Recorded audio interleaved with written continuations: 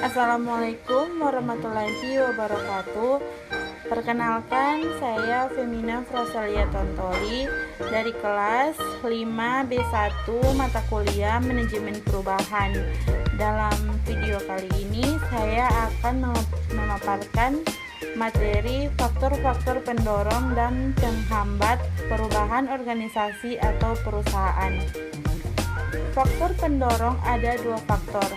Yang pertama, faktor internal. Yang kedua, faktor eksternal. Faktor internal yaitu yang pertama, perubahan ukuran dan struktur organisasi berkaitan dengan kebiasaan downsizing dan outsourcing. Contoh, perusahaan Astra melakukan outsourcing agar karyawan lebih bersemangat kerja agar dipekerjakan tetap.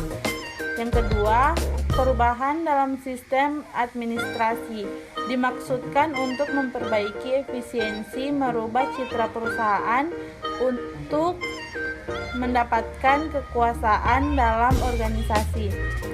Contoh, SPBU yang dulu tidak pasti, pas, dan ramah sekarang dituntut untuk pasti, pas, dan ramah.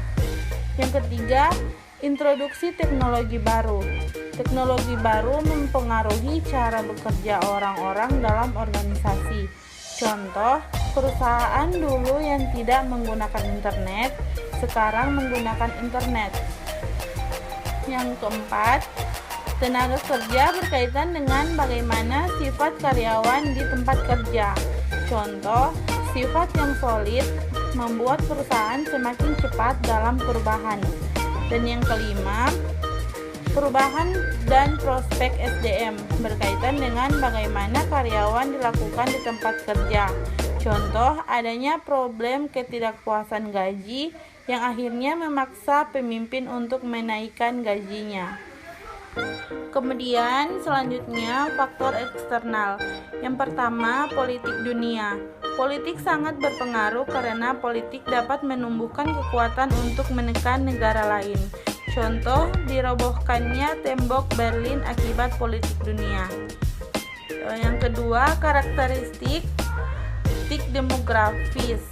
Aspek perbedaan antara orang-orang yang seperti umur, pendidikan, tingkat, keterampilan, gender, dan lain-lain.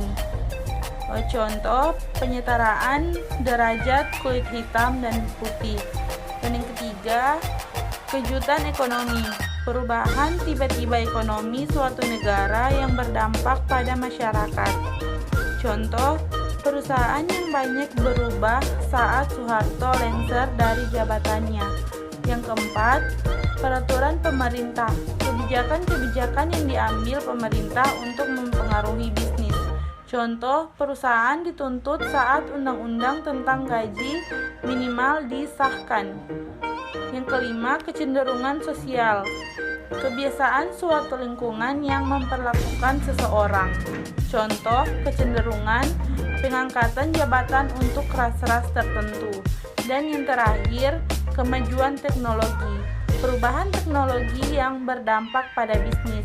Contoh, perusahaan yang dulu mengetik dengan mesin tik sekarang telah beralih menggunakan komputer.